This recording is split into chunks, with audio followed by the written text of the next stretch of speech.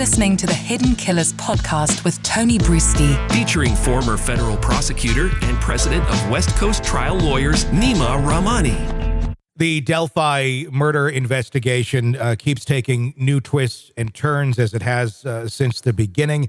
Not necessarily talking about Odinism at this exact point in time. I mean, it's certainly there, but some new developments of leaks going on in this case. The leaks this time being very sickening, and we're just learning about them having a lot to do with the images of the girls that are coming out. Leaks come from somewhere, and it's usually someone that has some sort of intention with them. What possibly could be the motive to have leaked photos like this to the public, other than just someone sick and wants to, throw it out there? Yeah, I don't understand. I mean, the poor families of these two young girls who have been killed, and for years, their perpetrator hasn't been brought to justice, whether it's Richard Allen or whomever. I mean, this is a case that went cold. Lots of criticism of law enforcement, a lot of I would say, unorthodox behavior by the part of the defense.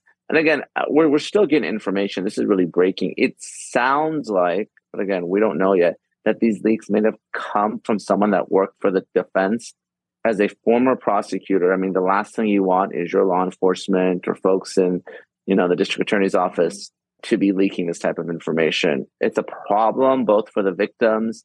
It's a problem, frankly, for the defendant as well. You don't want to taint the jury pool and have this information out there. Evidence needs to come in through the proper means in a court of law. Mm-hmm. I understand that this case has gotten a lot of attention. I'm sure there's folks that want to see this, but it's just not appropriate. So I'm hoping that this leak came from the defense, only because it's just going to make an already potentially difficult prosecution even more difficult if really law enforcement and prosecutors aren't doing a good job controlling the evidence in the case.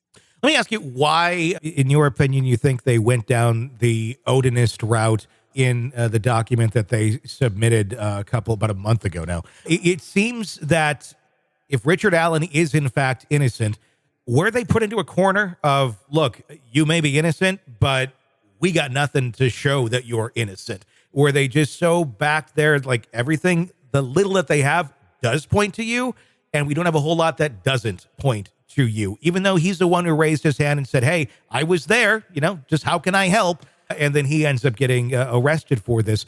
Were they just backed into a corner? They needed something really dramatic to take down the road here with this, or is this just really poor decision-making on the part of his attorneys?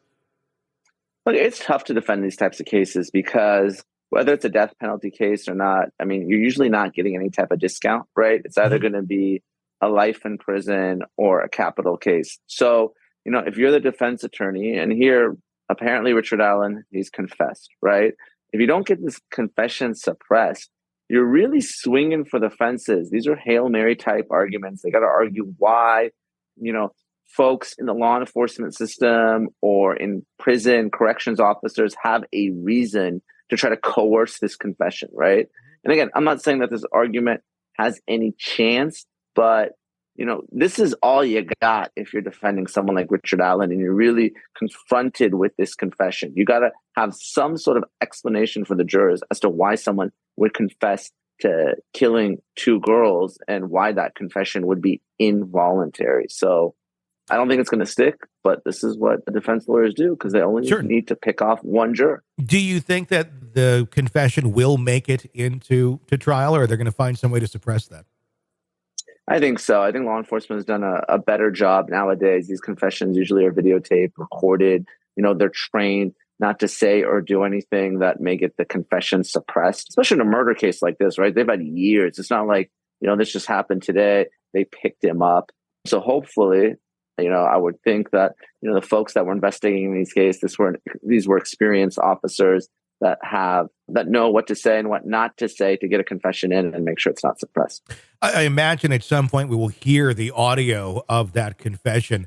And I'm wondering if this is going to come down to be either the nail in Richard Allen's coffin or if it's going to be the thing that sets him free. Are we talking mainly the tone of the voice, the way the message is delivered to the family, then how the jury interprets that? It really comes down to two issues. The first is, you got to get it suppressed. If you're the defense, you got to get it suppressed before trial. Once it comes in, I think Richard Allen is toast. So there's a couple ways you can go about it. You can try to attack the Miranda warnings and the waiver, right? Everyone knows someone's arrested, they're given those warnings. They got to make a knowing and voluntary waiver of those rights. If that doesn't happen, the Miranda warnings are incorrect or the waiver is problematic. Maybe you can get it suppressed on that basis. The other is, of course, is that the confession itself is involuntary. It was coerced, right? It was beat out of him. They promised him something that they shouldn't. So unless you can get the confession suppressed because of the Miranda issue or the voluntariness, it's going to come in and the jurors are going to hear that. And usually often that's enough to get someone convicted.